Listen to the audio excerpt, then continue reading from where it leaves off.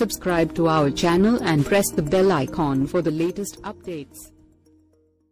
IPL 2019 సీజన్లో defending champion Chennai super Kings జోరు కొనసాగిస్తూ హ్యాట్రిక్ విజయాలను అందుకుంది. రాజస్థాన్ రాయల్స్తో ఆదివారం రాత్రి చపాక్ వేదికగా జరిగిన ఉత్కట్ట మ్యాచ్లో బ్యాటింగ్ బౌలింగ్లో సత్తా చాటిన చెన్నై 8 పరుగుల తేడాతో విజయాన్ని అందుకుంది. తొలుత మహేంద్ర సింగ్ ధోని 46 బంతుల్లో 75 నాటౌట్, బాధ్యతయుత అర్ధశతకం బాదడంతో టాస్ ఓడి బ్యాటింగ్ సూపర్ కింగ్స్ 5 వికెట్ల నష్టానికి 175 పరుగులు చేయగా, ఛేదనలో బెన్ స్టోక్ 26 బంతుల్లో 46, రాహుల్ త్రిపాఠి 24 బంతుల్లో 39, జోఫ్రా ఆర్చర్ 11 బంతుల్లో 24 దూకుడుగా ఆడడంతో రాజస్థాన్ ఒకానొక దశలో గెలిచేలా కనిపించింది. కానీ ఆఖరి ఓవర్లో ఆ జట్టు విజయానికి 12 పరుగులు అవసరం అవగా అద్భుతంగా బౌలింగ్ వేసిన డ్వేన్ బ్రావో కేవలం 3 పరుగులు మాత్రమే ఇచ్చి బెన్ స్టోక్, శ్రేయస్ గోపాల్ 0 వికెట్లను పడగొట్టాడు. దీంతో రాజస్థాన్ రాయల్స్ 167 పరుగులకే పరిమితమైంది.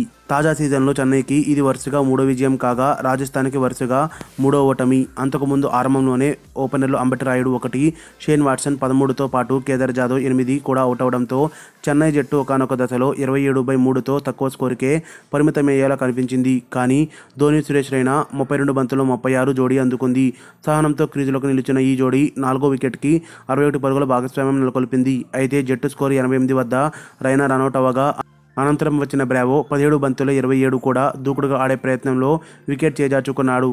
కానీ ఆఖరులో జడేజా 3 బంతుల్లో 8తో కలిసి బ్యాట్ జులిపించిన ధోని చెన్నైకి మెరుగైన స్కోర్ అందించారు. ముఖ్యంగా ఇన్నింగ్స్ ఆఖరి ఓవర్ వేసిన జయదేవ్ ఉనద్గత్ బౌలింగ్లో 2వ బంతిని జడేజా 6గా తరలించగా, చివరి 3 బంతుల్ని మహేంద్ర సింగ్ ధోని సిక్సర్లుగా తరలించేశాడు. మధ్యలో 2 వైడ్లు కూడా రావడంతో ఆ ఓవర్లో చెన్నై 1-6-1 వైడ్ 6-6 వైడ్ 6 రూపంలో ఏకంగా 28 పరుగుల్ని చెన్నై పిండుకుంది. రాజస్థాన్ బౌలర్లలో ఆర్చర్ 2 వికెట్లు తీయగా, కులకర్ణి, బెన్ స్టోక్, జై తలో వికెట్ పడగొట్టారు. మరిన్ని అప్డేట్స్ కోసం మన ఛానల్ని సబ్స్క్రైబ్ చేయండి.